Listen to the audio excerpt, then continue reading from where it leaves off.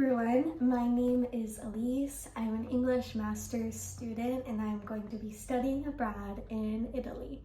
I have studied abroad in my undergraduate degree in Spain, and so I know a little bit about what it's like, what to prepare for, and things like that.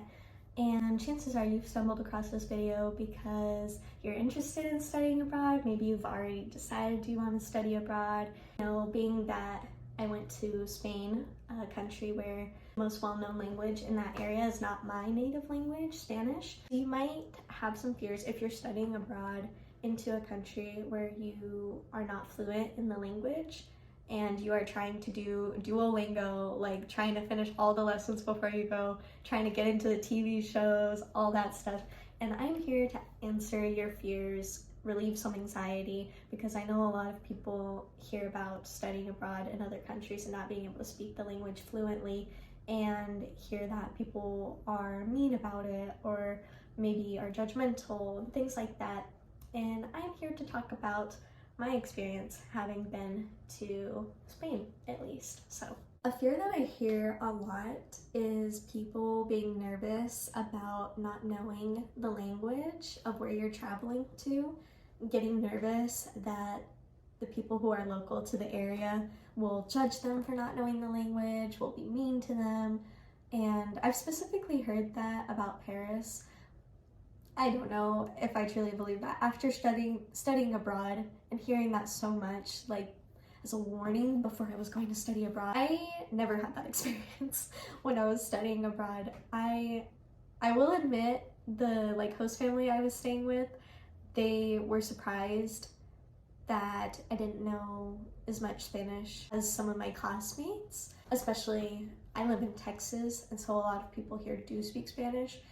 I have a maybe A2 level Spanish at most, whereas my classmates were fluent, and my host family, they weren't really bothered by that. They were, we were gonna work through it. They had been a host family for exchange students, for study abroad students, coming from Japan, coming from everywhere, all over the world. And so the only thing was both me and the girl who are going to be rooming with this family, I'm vegan, she was vegetarian, and so I think they were trying to figure out how to communicate our dietary things while speaking different languages. And so that was the only thing that happened. And I ended up learning so much from them. I think that's really important if you're studying abroad in a country where you don't speak the language. Really try to learn and take this as an opportunity, because in the US, you don't have as many chances to really immerse yourself in a new language like you do if you go abroad. And so I really learned a lot talking with the host family, talking with people in the community and stuff like that. So yeah, I never had any experiences of people being mean for me not knowing Spanish. Most of the things that ended up happening was confusion because of the language barrier. One of those being when I forgot the key to the host family's apartment when I was leaving for class, and over there I only had service if I was using WhatsApp on Wi-Fi, and that was a huge regret. I didn't know about eSIMs, I didn't know about getting SIM cards in other countries, I didn't know about how any of that worked, and that is something that I have been researching about going to Italy, because I feel like that will save me so much trouble if I ran into a situation like this again. And I also got lost one time. It was my first day there and I didn't have my teacher or anything, and so I had to start asking people, see if they could direct me where to go. And yeah, so eSIMs, I will be getting one of those. So yeah, I never had anyone be mean, but there was a miscommunication that ended up happening because I forgot my key in my host family's house.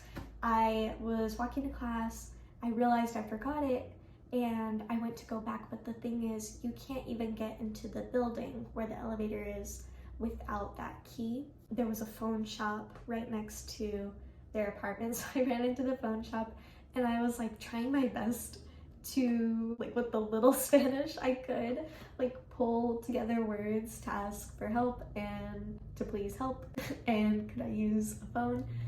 And she looked like bewildered, like scared, and I was freaking out. But of course, someone comes running in, frantic, into a phone shop asking for your phone. Yeah, I don't know if I would be wanting to get my phone either. I was freaking out. I was like, what do I do? And so I ran back out of the phone shop, and then sure enough, right at the time I came out of the phone shop, the like host dad came down to walk their dog, Peepo.